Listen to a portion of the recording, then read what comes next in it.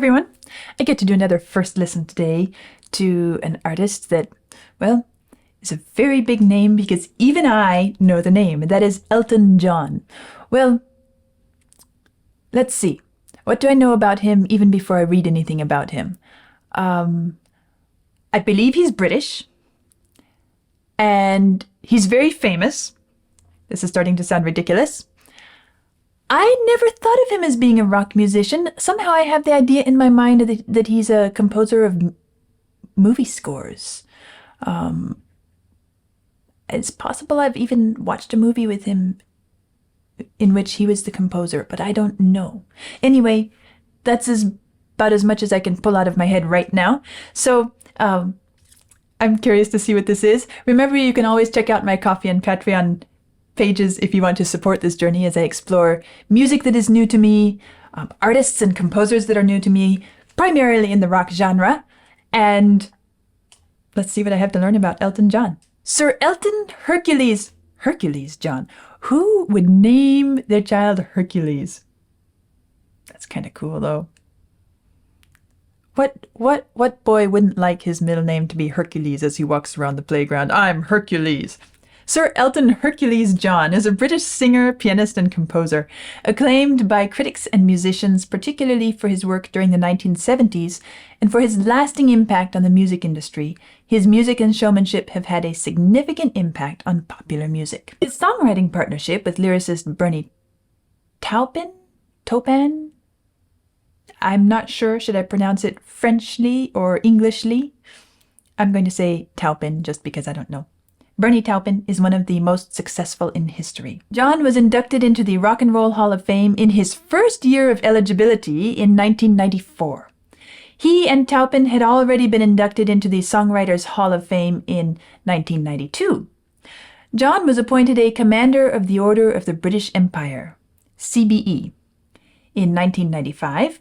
Now, in October 1975, going back a few years, John received a star on the Hollywood Walk of Fame. For his charitable work, yes, I guess I know something, I imagined him as being significant in charitable work as well. John was knighted by Elizabeth II on the 24th of February 1998 for services to music and to charity. In the 2020 New Year honors, he was appointed member of the Order of the Companions of Honor by Queen Elizabeth II for services to music and to charity. John was awarded Society of Singers Lifetime Achievement Award in 2005. He received a Kennedy Center honor in 2004 and a Disney Legends Award in 2006. In 2000, he was named the Music Cares Person of the Year for his artistic achievement in the music industry and dedication to philanthropy. In 2010, he received the PRS for Music Heritage Award, which was erected on the Namaste Lounge pub in Northwood, London, where John performed his first gig. That would be an interesting thing, going back to where you performed your very first gig. In 2019, President Emmanuel Macron appointed John a Chevalier of the Legion of Honor. In 2019, John featured on a series of UK postage stamps issued by the Royal Mail. In 2022, after John performed at the White House, President Joe Biden surprised him by presenting him with the National Humanities Medal. Music awards include the Academy Award for Best Original Song for Can You Feel the Love Tonight? That is one that I knew I had some familiarity with his music because actually I have taught a student an arrangement of that on piano for an exam. It was on the syllabus at one point, and very sweet, very nice. Can You Feel the Love Tonight? From, of course, The Lion King. Also, the 1994 Golden Globe Award for Best Original Song for Can You Feel the Love Tonight? And the 2000 Tony Award for the Best Original Score for Ada, all of which he shared with Tim Rice. That's why I perceive him as being a film score writer. The 2019 Golden Globe Award for Best Original Song and Academy Award for Best Original Song both went to John for I'm Gonna Love Me Again, shared with Taupin. He has also received 5 Brit Awards, including the 1991 award for Best British Male and awards for outstanding contribution to music in 1986 and 1995. In 2013, John received the first Brits Icon Award in recognition of his lasting impact on UK culture, which was presented to him by Rod Stewart. In 2024, John became the 19th person to achieve EGOT status after winning the Primetime Emmy Award for Outstanding Variety Special Live for Elton John, Farewell from Dodger Stadium. What an impressive bio. And that explains why I have some familiarity with him in some parts of my life. But as I said, I've never really thought of him as being a rock musician, composer, artist. I guess I just haven't lived in that world enough, but I'm about to try it out. Come Down in Time is the second track on Elton John's third album released in 1970. Set in the keys of A minor and D major, the song starts with an evocative harp introduction augmented by natural guitar harmonics. Oh, I get to hear some harp. Conductor and orchestral arranger Paul Buckmaster's use of strings, harp, oboe, and horn set a plaintive and haunting mood. Well, now this has me curious. How rocky is this going to be? Let's find out.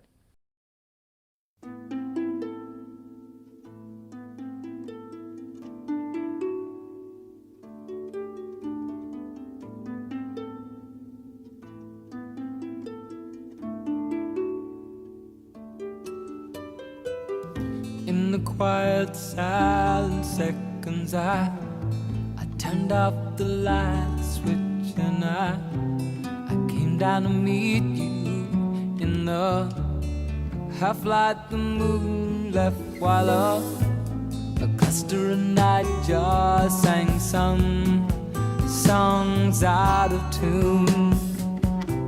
A mantle of bright light shone down from a room. Come down in time, I still hear her say, so clear in my ear, like it was Isn't that today. beautiful? Come down in time was the message she gave. Come down in time and I'll meet you halfway.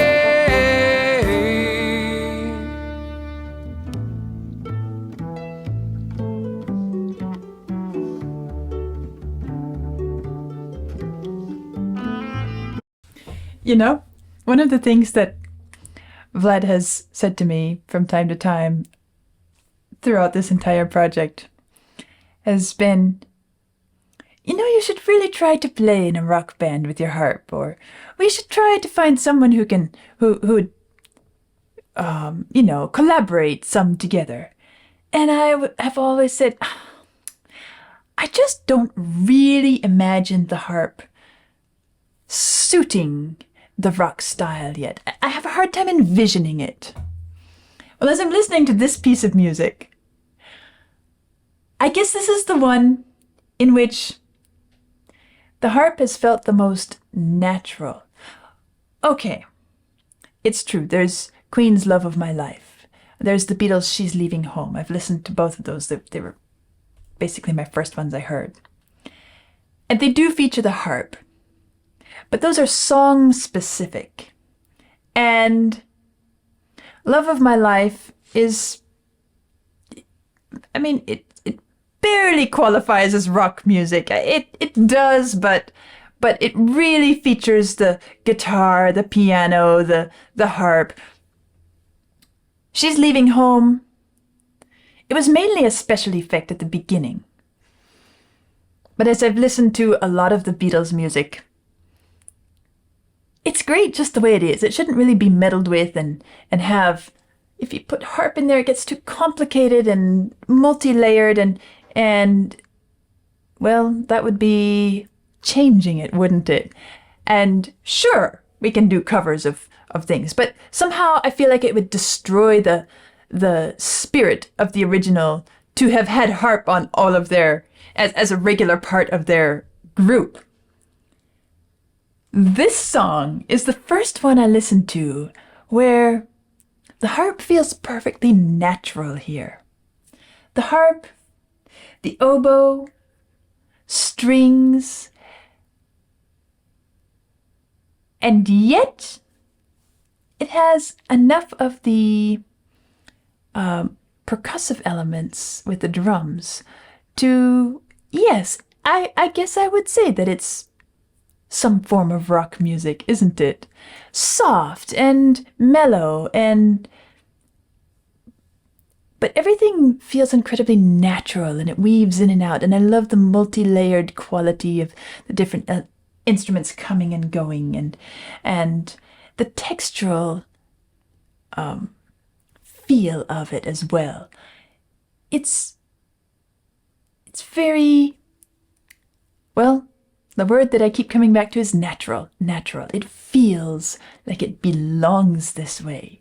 And it flows with the music. It's really outstanding in its balance and design in that respect. The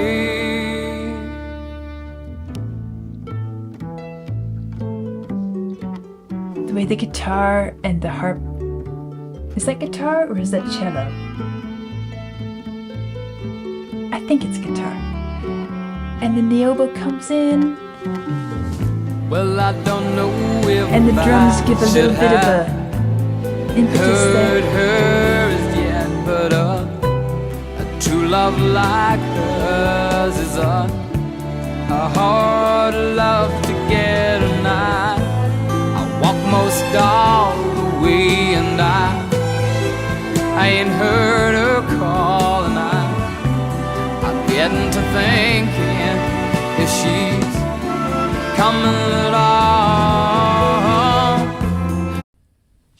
And something about it feels very English to me as well, not surprisingly. But the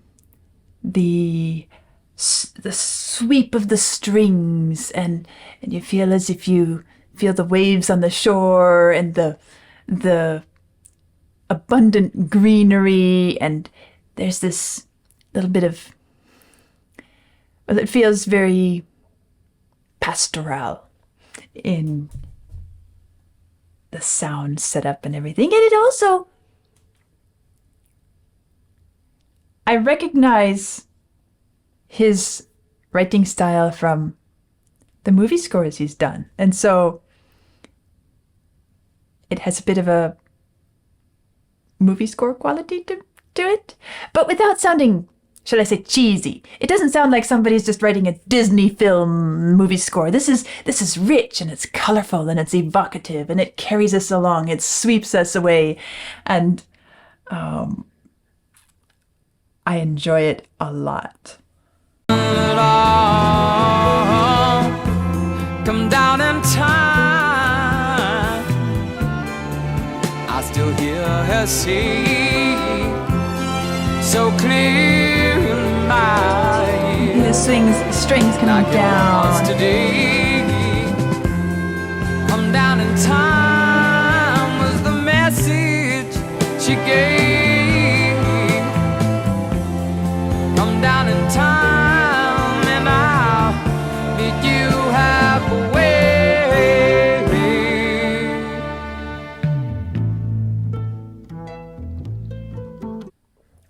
I have to stop and say this as well before I forget. I'm talking about how this has a movie score feel to it, and the instrumentation is just so lovely and luscious and rich, and I've hardly mentioned the voice, but isn't it so expressive and well adapted to the sentiments in this song? And I guess I'll talk about that when I get to the end, because I'm nearly at the end. But the other thing is,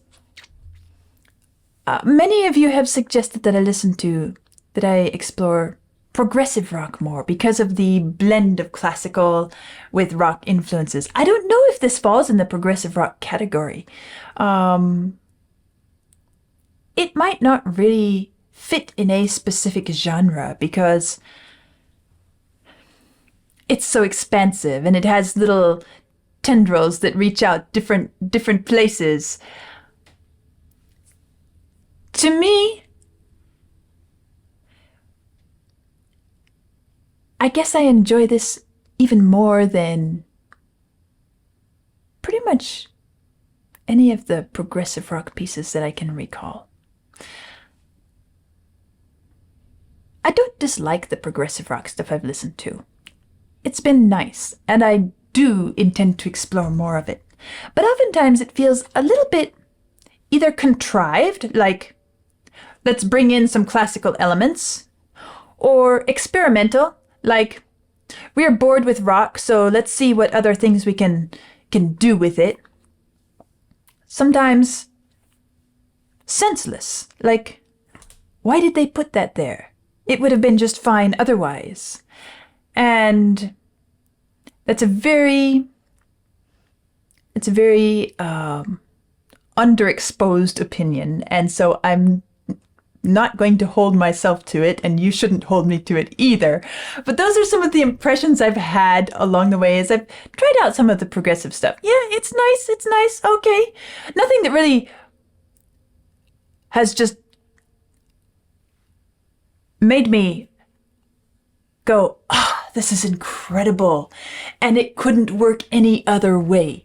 But this here, this belongs. And everything about it is exactly the way it should be to give us this that we are listening to. Nothing could be taken out, nothing could be added in that would make it better or worse. We might not miss something if it's removed.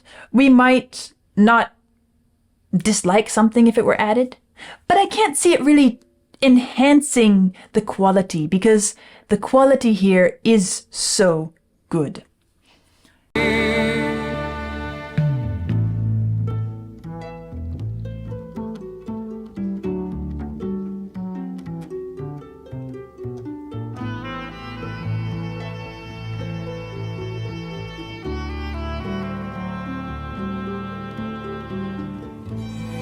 There are women, and some hold you tight while some leave you counting the stars in the night.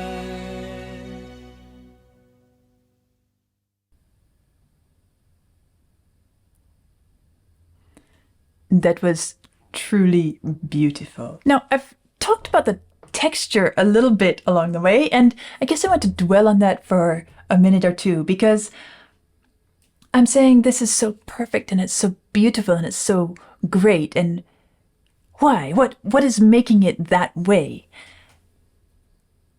I didn't read in the bio comments beforehand what Sir Elton John's education was, but I am practically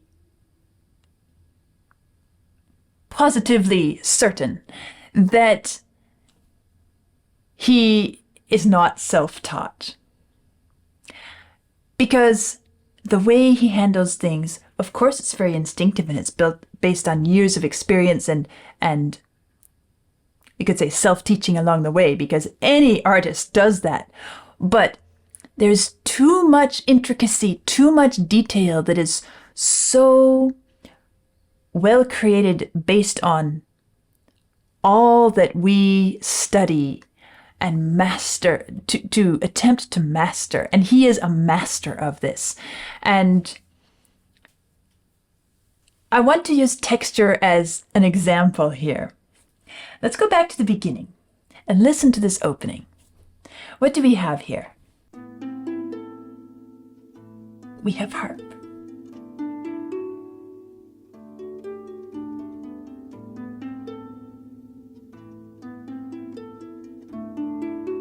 And then a little bit of guitar. And then the bass comes in. Now, what are, and notice the bass is being treated kind of like a, well, as I said, it's hard to identify. Is it an electric bass? Is it an acoustic bass? I'm assuming it's probably electric bass, but it could easily be acoustic bass. It sounds like it could be the sort of pizzicato quality to it.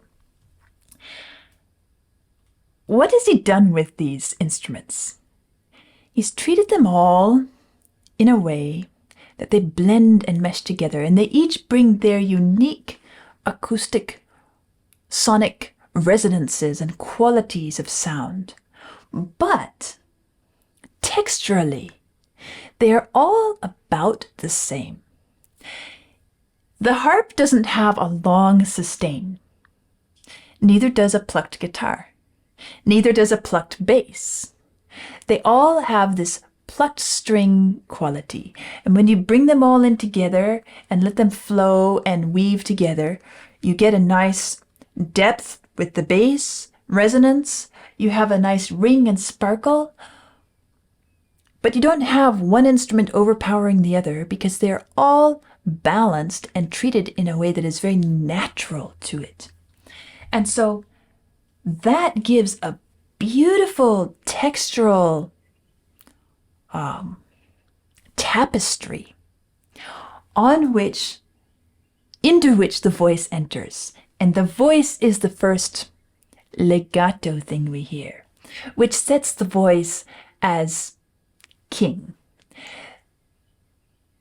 Well, maybe I won't say king, because he doesn't quite rule like a king. Maybe I'll say prince. That somehow sounds a little bit better to this song. It sets the voice in a very princely way. And listen again to how nice this blend develops up to the start of the verse, and even a little bit afterwards.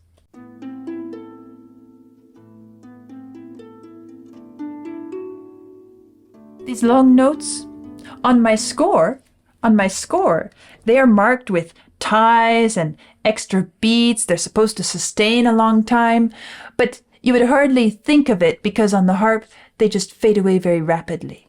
So do hear a little bit of the pitch afterwards, but it's such a quick sound decay.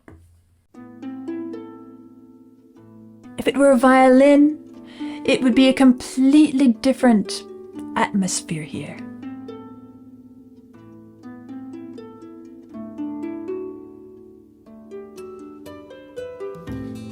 Was that a little harmonic as the guitar entered? I think it might have been. And now the bass. Give some depth and warmth.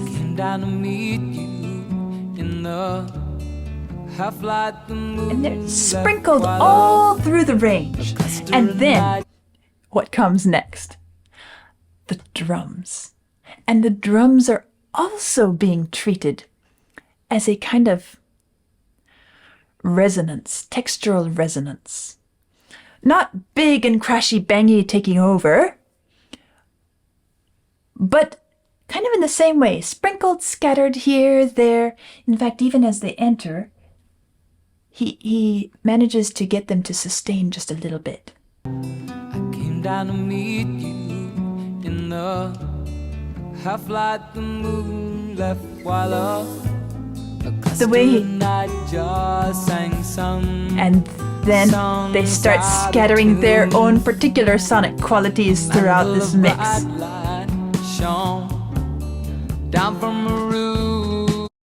It reminds me a bit of a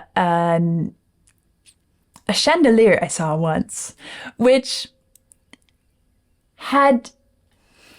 it hung from a very high ceiling, and it wasn't like a lot of the chandeliers that we think of with all sorts of crystal clustered everywhere. No, this one hung from long strands, and it was fiber optic strands that brought the sunlight down to the tip, and the tip was glass. And so you saw these little tips of glass sprinkled all through this really high space, a lot of height involved. And so there were these little crystal drops along the way, and each one was placed just at the right place so that our eyes would follow from quite low down all the way up the little sprinkles of light that were being brought in. Sunlight, by the way, because it was fiber optic bringing the sunlight. It was a really memorable moment for me. There's something so beautiful about it. And this is kind of the feeling that I get when I listen to this, with all these little drops of notes here and there. This vast height and depth. They're sprinkled everywhere, different sizes, but they all complement each other. And it's not like we have suddenly a glaring red light or something like that distracts. It's perfectly balanced. This is what I'm talking about when I say that this music is beautifully, masterfully crafted. And I'm going to use the word craft because this is clearly more than just instinct. This is artistic craft as well. And, well, you see, I could get pretty excited about it because I can not just enjoy it on a instinctive level, but I can enjoy it with all that I know about music. And from every angle, it is beautiful. Let's just go listen a little bit towards the end.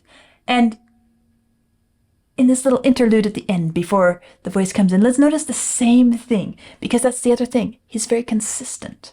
Well, of course, I'm skipping past all the string sections because that's another texture, and perhaps you'd like to sit down and use your ears yourself to notice how the oboe, the horn, the strings, those are all the legato textures, and he wove those strands masterfully as well. But I think if I just pick this one and get you started, then as you sit down and listen all the way through yourself, you'll start to notice, oh wow, that is really incredible. So check this out here. We come to the end of this little verse. Meet you halfway.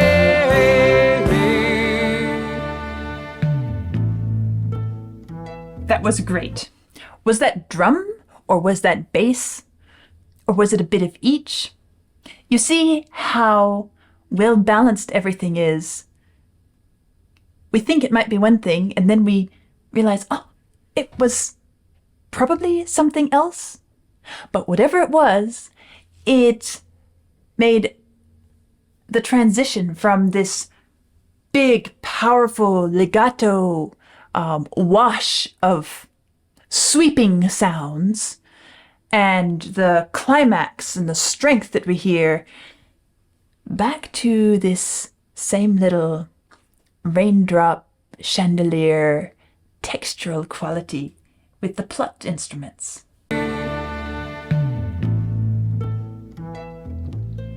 And here we have the guitar, the bass, the harp. And this time the oboe comes in a bit, and the cello. So now we hear the weaving of the two textures. There are women, and then it sweeps to a close. And what a lovely reflective way. There are, let's see, where are the lyrics? Let me turn here. There are women and women. As it sweeps in, there are women and women. And some you hold tight, while some leave you counting the stars at night. I haven't even talked about the lyrics yet, but we'll get there.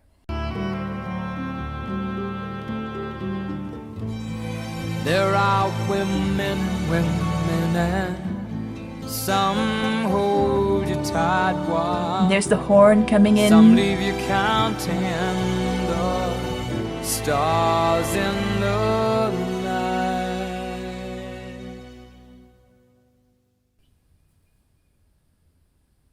Isn't it beautiful?